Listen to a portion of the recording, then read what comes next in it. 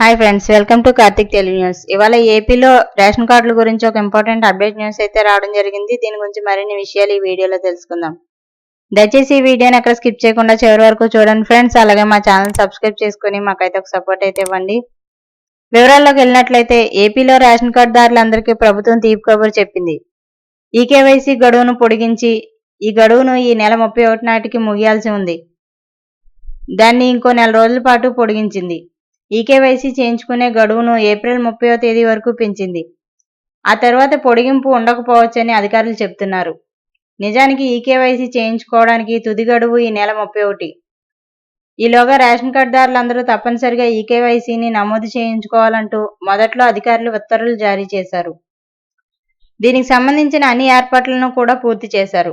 అన్ని జిల్లాల కలెక్టర్లు, పౌర సరఫరాల అధికారులకు సర్క్యులర్ సైతం ఇచ్చిన విషయం తెలిసిందే.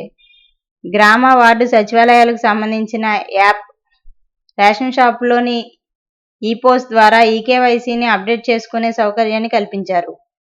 అలాగే రేషన్ కార్డులో పేరు ఉన్న 5 సంవత్సరాలు అంతకంటే తక్కువ వయసు ఉన్న పిల్లలు మినహా మిగిలిన వారందరూ కూడా ఈకేవైసీని పూర్తి చేయాల్సి ఉంటుందని సూచించారు. అనర్హులను వడపోయడానికి పౌర సరఫరాల మంత్రిత్వ శాఖ ఈకేవైసీ ప్రక్రియను చేపట్టింది. ఒకే ఇంట్లో ఉంటూ 2 నంబర్ల ద్వారా కార్డులను పొందడం, మరణించిన కుటుంబ సభ్యుల పేర్లను అందులో నుంచి తొలగించకపోవడం, వాళ్ళ పేర్ల మీద రేషన్ సహా ఇతర సంక్షేమ పథకాల లబ్ధిని పొందుతూ ఉండడం వంటివి ప్రభుత్వం దృష్టికి రావడం వల్ల ఈకేవైసీ ప్రక్రియను చేపట్టింది. అటు కేంద్ర ప్రభుత్వం సైతం దీనికి సంబంధించిన ఉత్తర్వులను గతంలో జారీ చేసింది. అలాగే ప్రతి రాష్ట్రం కూడా ఈకేవైసీ ప్రక్రియను పూర్తి చేయాల్సి ఉంటుందని సూచించింది. ఇక దీనివల్ల అర్హులకు మాత్రమే బియ్యం సహా ఇతర నిత్యావసర సరుకులు అందజేయవచ్చనేది ప్రభుత్వం ఉద్దేశం. దీనిపై కొంతకాలంగా అధికారులు కార్డుదారులకు అవగాహన కల్పిస్తున్నారు.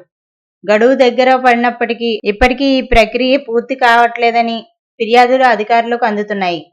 కొన్ని చోట్ల ఈపోస్ మొరాయించడం, సర్వర్ సమస్యల వల్ల యాప్ తరచూ స్తంభించిపోతుండడం, అందులో వివరాలేవీ అప్డేట్ కాకపోవడం వంటి కారణాల వల్ల మరో నెల రోజుల పాటు అంటే ఏప్రిల్ 30వ తేదీ వరకు ఈకేవైసీ గడువును అధికారులు పొడిగించినట్లు తెలుస్తుంది.